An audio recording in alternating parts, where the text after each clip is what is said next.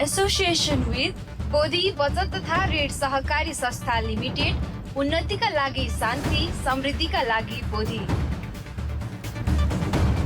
K&K International College, New Baneswar, Kathmandu.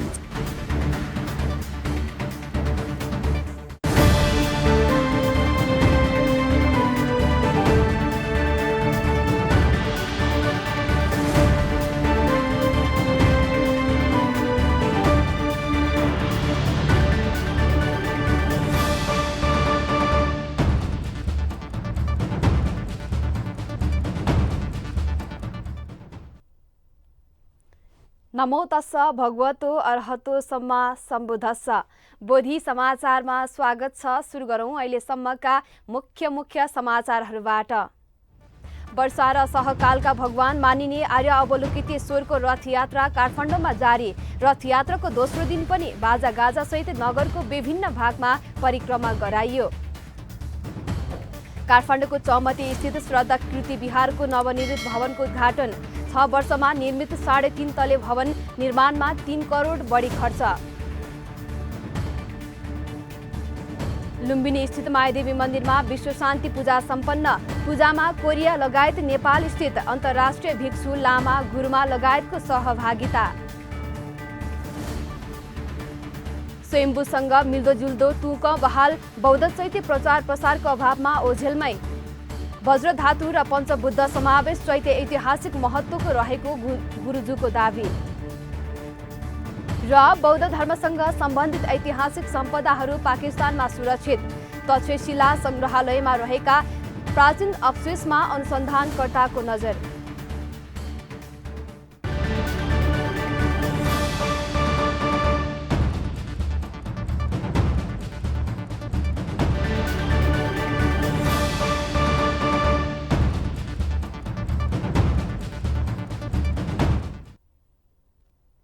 अब समाचार विस्तारमा। वर्षा र सहकालका भगवान मानिने आर्य अवलोकितेश्वरको रथयात्रा काठमाडौँमा दोस्रो दिन पनि भएको छ। आर्य अवलोकितेश्वरलाई सेतो मछिन्द्रनाथ पनि भनिन्छ। यो रथयात्रा 4 दिनसम्म हुनेछ। काठमाडौँवासीले यो रथयात्रालाई एक मुख्य पर्वका रूपमा मनाउने परम्परा रहेको छ। एक रिपोर्ट।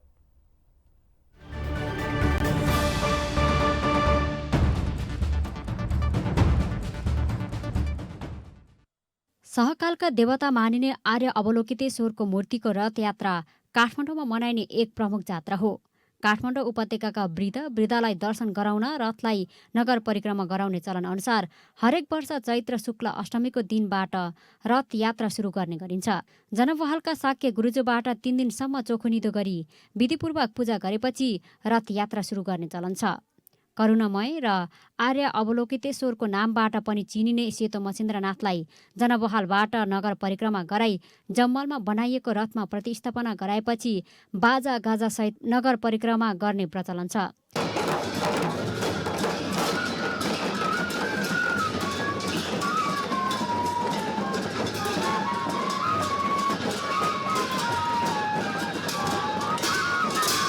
रथयात्राको पहिलो दिन शनिबार दरबार मार्ग स्थित असनसम्म रथयात्रा गरिएकोमा दोस्रो दिन आइतबार असनदेखि हनुमान ढोकासम्म रथयात्रा गरिएको छ। सोमबार हनुमान ढोकाबाट मरु जैसी देवल हुँदै लगनटोल स्थित चोकमा पुर्याइनेछ। त्यसपछि रथ नलगेको ठाउँमा खटमा मूर्ति राखी सर्वसाधारणको लागि परिक्रमा गरी चौथो दिनमा जनबहालमै रथयात्राको समापन गरिनेछ। रथयात्रा गर्दा शहरका विभिन्न मुख्य चोकमा बाजागाजा सहित नगर परिक्रमा गर्ने गरिन्छ। रथयात्रामा स्थानीयको उल्लेख्य उपस्थिति रहने गरेको छ।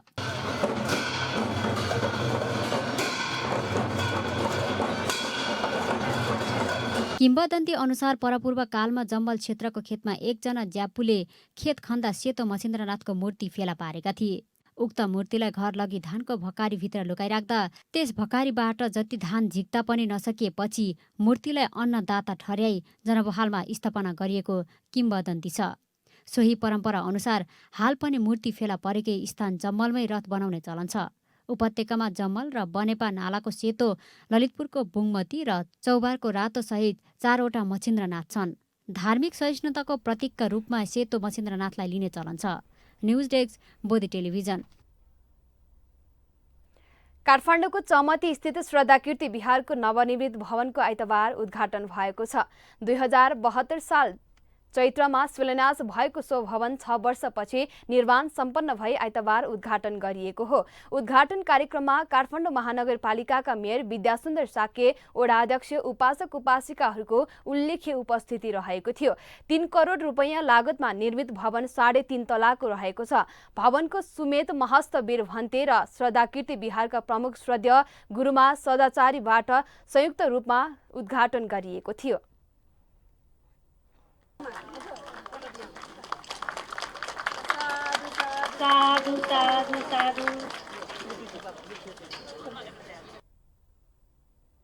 भवन उद्घाटन कार्यक्रममा श्रद्धाकीर्ति बिहारका प्रमुख श्रद्धेय गुरुमा सदाचारीले बिहार सबै उपासक उपासिकाको लागि खुल्ला रहेको बताउनुभयो।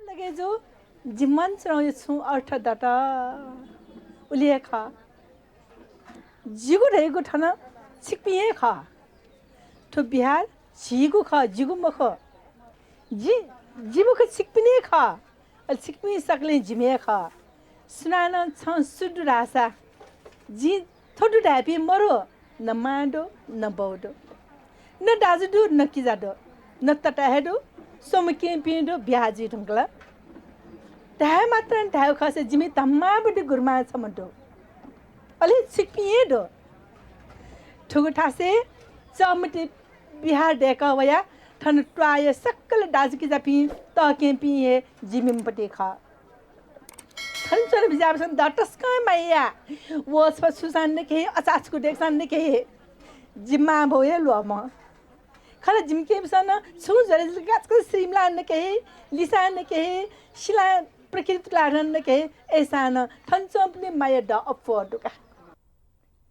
भवन निर्माणको लागि काठमाडौँ महानगरपालिका र वडा कार्यालयबाट पनि आर्थिक सहयोग उपलब्ध गराइएको थियो। अन्तर्राष्ट्रिय भिक्षुहरूको सहभागितामा लुम्बिनीको मायादेवी मन्दिरमा विश्व शान्ति पूजा गरिएको छ।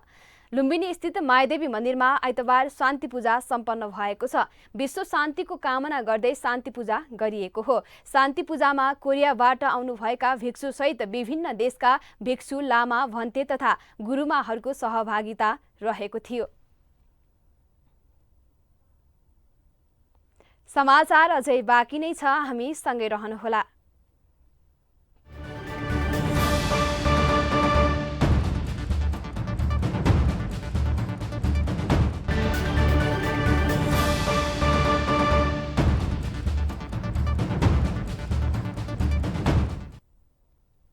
विश्रामपछि स्वागत छ। अब बाँकी समाचार। काठमाडौँ उपत्यकामा जीवित कला, संस्कृति र सम्पदाहरूले इतिहासको संरक्षण मात्र गरेका छैनन्, कलाको पुस्तान्तरण पनि गरेका छन्। प्राचीन विशिष्ट शैलीमा निर्माण भएका सम्पदाहरूले विश्वको ध्यान तान्न सफल भएका छन्। त्यसमध्ये एक हो काठमाडौँ हिउमतमा रहेको तुक बहाल बौद्ध चैत्य। एक रिपोर्ट।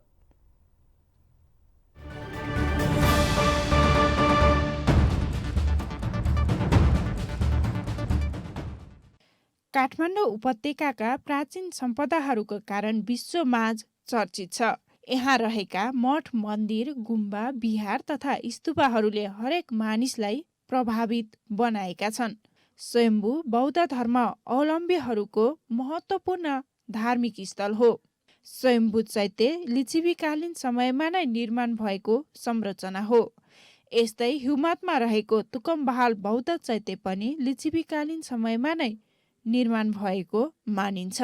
यो चैत्य पनि स्वयम्भूसँग मिल्दो जुल्दो मानिन्छ। स्वयम्भू र तुकम बहालको उत्पत्ति सँगसँगै भएको पाइन्छ। स्वयम्भूमा धर्मधातु रहेको छ भने तुकम बहाल स्तूपमा वज्रधातु रहेको छ।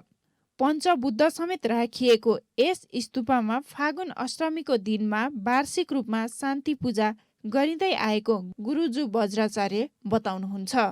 वज्रधातु भनेको स्वयम्भूमा त्यस्तै चाहिँ छ, त मन्दिर चाहिँ वज्रधातु भनेको त्यही हो। त स्वयम्भूमा चाहिँ धर्मधातु मन्दिर हुन्छ, त्यसमा यहाँ छैन नि।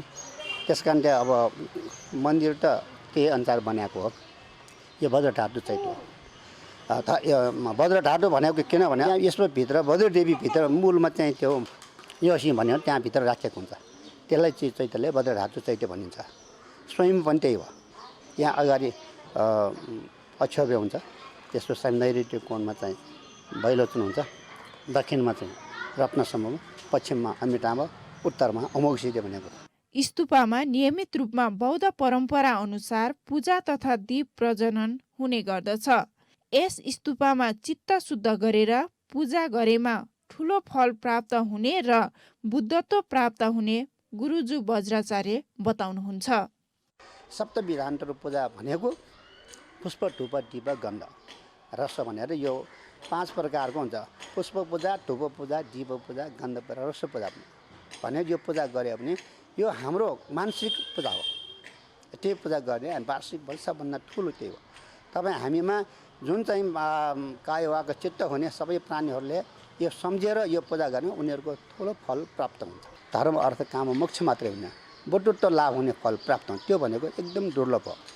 भगवान् बुद्ध जहाँले पनि जन्म जन्मान्तर चाहिँ अनेक प्रकारको रूप लिएर 84,000 प्रकारको चाहिँ रूप लिएर 84,000 प्रकारको मानिसहरूलाई, व्यक्तिहरूलाई 84,000 प्रकारले नै ज्ञान दिलाएको छ। यो बुद्धत्व, त्यसले कुनै पनि व्यक्तिले यसको चाहिँ आफ्नो शुद्ध आत्मा गरेर यो पूजा त्यस्तो बुद्धत्व लाभ हुने फल प्राप्त हुन्छ। यो फल भनेको त्यस्तो साधारण हामीले दैनिक भोग्ने जस्तो फल होइन। प्राचीन सांस्कृतिक सम्पदाका कारण विश्वभर नेपाल प्रख्यात छ। यहाँ अझै पनि कतिपय सम्पदाहरू ओझेलमा परेका छन्। तिनीहरूको ऐतिहासिक महत्त्वबारे थप अनुसन्धान गरी प्रचार प्रसार हुन सकेमा नेपालमा बाह्य पर्यटक थप आकर्षित हुने निश्चित छ। क्यामेरामा मनोज शाहीको साथमा सङ्गीता घिमिरे, काठमाडौँ। कोरोना संक्रमणको कारण लामो समयदेखि सुस्ताएका धार्मिक एवं प्राचीन सम्पदाहरूमा बिस्तारै धार्मिक गतिविधिहरू बढ्न थालेका छन्। कोरोना कालमा झण्डै 1 वर्ष बन्द रहेको पोखराको प्रसिद्ध धार्मिक स्थल विश्व शान्ति स्तूपमा पनि तीर्थालुको चहल पहल बढेको छ। एक रिपोर्ट।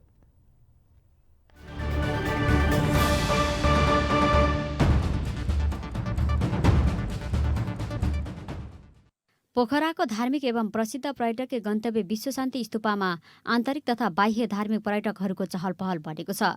कोरोना संक्रमणका कारण झण्डै 1 वर्ष बन्द गरिएको सो स्तूपा अहिले बिहान 8 बजेदेखि बेलुका 4 बजेसम्म मात्र खुल्ला रहने गरेको छ। पोखरा महानगरपालिका 22 स्थित अनदु डाँडामा रहेको सो स्तूपा पोखरा बजारदेखि करिब 5 किलोमिटर दूरीमा रहेको छ भने करिब 21 रोपनी क्षेत्रफलमा फैलिएको छ। बौद्ध धर्मावलम्बीहरूको पवित्र धार्मिक स्थलको रूपमा मानिने यो स्तूपा 2030 सालमा 35 फिटसम्म निर्माण गरिए पनि पञ्चायतकालमा भत्काएर पुनः प्रजातन्त्रको पुनः बहाली भएपछि निर्माणमा अनुमति पाएको थियो। पुनः 2049 सालमा जापानको निप्पोजान मेहोजिल भन्ने जापानी संस्था र पोखरामा रहेको धर्मशिला बुद्ध विहारको सक्रियतामा निर्माण कार्य थालेर 2056 सालमा सम्पन्न गरिएको थियो। बुद्ध जन्मेको देशमा बुद्धको स्तूपा नै भत्काइयो भनेर पञ्चायतकालमा भिक्षुहरूले सो घटनालाई धार्मिक मार्गको संज्ञा दिएका थिए। तत्पश्चात विश्वका ठूला ठूला भिक्षुले बुद्धको 8 अस्थि धातु लिएर सो स्थानमा विधिवत निधान गरी धार्मिक विजयको कामना गरेका थिए। 115 फिट अग्लो स्तूपाको 344 फिट गोलाइ रहेको छ भने स्तूपाको गजुरमा चाँदी र सुनको जलप लगाइएको छ। यो स्तूपा बौद्ध धर्मावलम्बीका लागि मात्र नभएर अन्य पर्यटकको लागि निकै आकर्षण स्थल मानिन्छ। स्तूपबाट फेवाताल, पोखरा बजार र आसपासका मनमोहक दृश्यको दृश्य अवलोकन गर्न सकिन्छ। स्तूपमा बौद्ध परम्परा अनुसार दैनिक नित्य पूजा हुने गरेको छ। नजिकिँदो बुद्ध जयन्तीलाई लक्षित गरेर स्तूप विकास समितिले विशेष पूजा, ध्यान र दीप प्रज्वलनको व्यवस्था गर्ने तयारी थालेको छ। News desk, Bodhi television. भक्तपुरको पर्यटकीय क्षेत्र नगरकोटको शान्ति डाँडामा बुद्धको विशाल मूर्ति स्थापना गरिएसँगै धार्मिक पर्यटक पनि आकर्षित हुने गरेका छन्। स्थानीय बासिन्दाको पहलमा शान्ति डाँडामा 2070 सालमा बुद्ध मूर्ति स्थापना भएको थियो। विभिन्न स्वदेशी तथा विदेशी दाता, स्थानीय बासिन्दा, नगरकोट नगरपालिका, जिल्ला विकास समिति, सांसद विकास कोष लगायतको सहयोगबाट बुद्धको विशाल मूर्तिसँगै अन्य संरचना निर्माण भएको हो। त्यहाँको 80 रोपनी क्षेत्रफलमा करिब रु 1 करोडको लागतमा वरिपरि ढुङ्गाको पर्खाल लगाएर बीचमा बुद्धको मूर्ति स्थापना गरी अन्य संरचनाहरू निर्माण गरिएको छ। शान्ति डाँडामा जान सडकबाट खुड्किला निर्माण गर्नुका साथै वातावरण एवं भ्यू पोइन्टको दृष्टिकोणले आकर्षक बनाइएको छ। त्यहाँ वनभोज स्थल र अन्य संरचनाहरू पनि निर्माण भएका छन्। यस क्षेत्रलाई बौद्ध मार्गीहरूको ध्यान केन्द्रका रूपमा विकास गर्ने, कोष केन्द्र बनाउने र नगरकोटको तल्लो क्षेत्रलाई पनि आकर्षक पर्यटकीय गन्तव्यका रूपमा विकास गर्ने लक्ष्यका साथ मूर्ति स्थापना गरिएको स्थानीयहरूको भनाइ छ। मूर्ति निर्माणसँगै यस क्षेत्रमा आन्तरिक तथा बाह्य पर्यटकको आवागमन बढेको छ। समाचार अझै बाँकी नै छ, हामी सँगै रहनुहोला।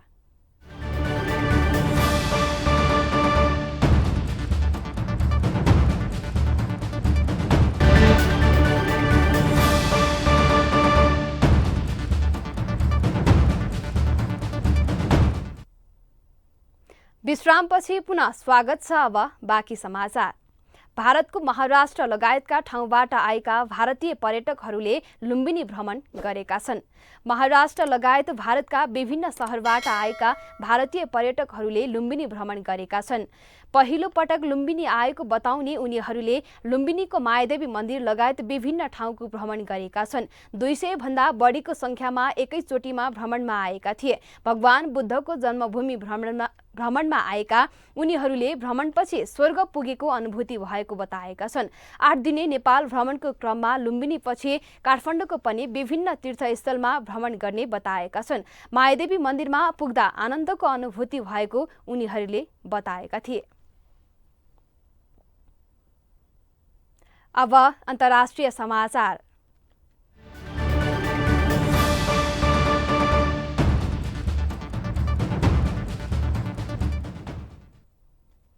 मुस्लिमहरूको बाहुल्यता रहेको भए पनि पाकिस्तानमा थुप्रै बौद्ध धर्मसँग सम्बन्धित सम्पदाहरू अस्तित्वमा छन्।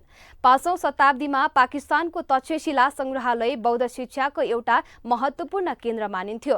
त्यहाँ विभिन्न स्तूप, पूजास्थल तथा पुरातात्विक अवशेष छन् जसले धार्मिक पर्यटकलाई आकर्षित गरिरहेका छन्। प्राचीन कालमा यी ठाउँहरू बौद्ध धर्मावलम्बीहरूको महत्त्वपूर्ण पूजास्थलको रूपमा परिचित थियो। तक्षशिला स्थित एउटा प्राचीन स्थलमा भीमाला स्तूपमा 7औं शताब्दीपछि विशेष पूजाआजा हुन थालेको थियो। तर समयका सँगै लोप भएको यो स्तूप सन् 1930 को दशकमा ब्रिटिस पुरातत्वविद सर जोन मार्सलले पत्ता लगाएका थिए। युनेस्को सम्पदा सूचीमा सूचीकृत यो ऐतिहासिक स्थलका केही अवशेष तक्षशिला सङ्ग्रहालयमा पनि हेर्न सकिन्छ। नवनिर्मित स्तूपको चारैतिर भर्याङ रहेको छ, जहाँ अहिले पनि बौद्ध अनुयायीहरू पूजा गर्न आइरहेका छन्। त्यहाँ अनेक मूर्ति, पूजास्थल र प्राचीन सामग्री सजिलै हेर्न सकिन्छ। हामी समाचारको अन्त्यमा आइपुगेका छौं। बिदा हुनु अघि मुख्य समाचार पुनः एकपटक। वर्षा र सहकालका भगवान मानिने आर्य अवलोकितेश्वरको रथयात्रा काठमाडौँमा जारी। रथयात्राको दोस्रो दिन पनि बाजागाजा सहित नगरको विभिन्न भागमा परिक्रमा गराइयो। काठमाडौँको चमटे स्थित श्रद्धाकीर्ति विहारको नवनिर्मित भवनको उद्घाटन। 6 वर्षमा निर्मित 3.5 तले भवन निर्माणमा 3 करोड बढी खर्च। लुम्बिनी स्थित मायादेवी मन्दिरमा विश्व शान्ति पूजा सम्पन्न। पूजामा कोरिया लगायत नेपाल स्थित अन्तर्राष्ट्रिय भिक्षु लामा गुरुबा लगायतको सहभागिता। स्वयम्भूसँग मिल्दोजुल्दो तुक बहाल बौद्ध चैती प्रचार प्रसारको अभावमा ओझेलमै। वज्रधातु र पञ्चबुद्ध समावेश चैत्य ऐतिहासिक महत्त्वको रहेको गुरुजुको दावी। र बौद्ध धर्मसँग सम्बन्धित ऐतिहासिक सम्पदाहरू पाकिस्तानमा सुरक्षित। तक्षशिला सङ्ग्रहालयमा रहेका प्राचीन अवशेषमा अनुसन्धानकर्ताको नजर। समाचार अहिलेलाई सकियो। बोधी टेलिभिजनका सम्पूर्ण कार्यक्रम bodhi.tv.tv, युट्युब र फेसबुकका साथै मोबाइलमा बोधी टिभी एप डाउनलोड गरेर पनि हामीलाई प्रत्यक्ष हेर्न र पढ्न सक्नुहुनेछ। सकारात्मक सोच र कुशल संस्कारको लागि बोधी टेलिभिजन हेर्दै गर्नुहोला। भवतु सर्वमङ्गलम।